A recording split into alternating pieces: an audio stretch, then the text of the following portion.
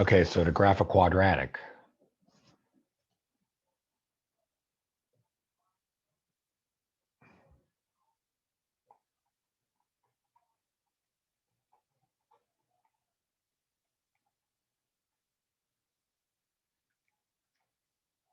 actually, I'm going to make this one a negative.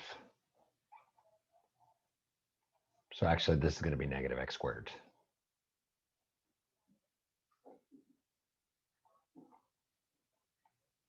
So on a problem like this, if you want to graph the quadratic, you should always look for axis of symmetry and vertex. The axis of symmetry will always be given by negative b over 2a. You have to realize that on this problem, a is -1, b is 4, and c is 5.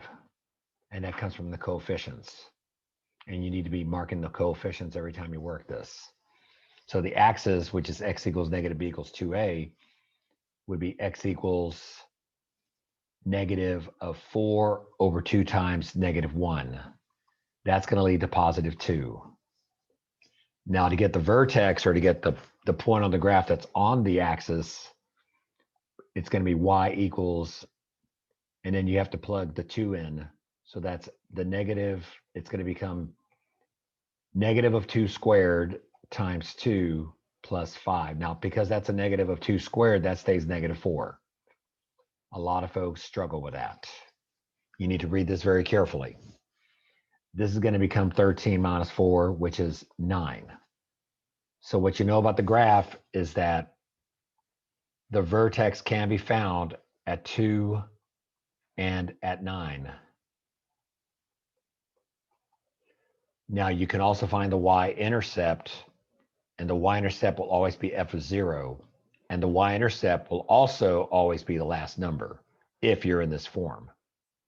So the answer to that would be 5. So we know the y-intercept is here. Now you should also realize, because of the fact that a is a -1, this graph is going to be a downward parabola. As long as a is a negative, this is what we call a negative quadratic. And any negative quadratic should always be graphed upside down. I'm not going to worry too much about the x-intercepts, even though the book may want you to find them.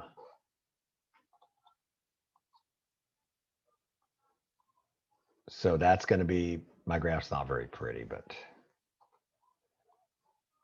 maybe if I make it a little thicker. Yeah. Yeah, there we go, much thicker.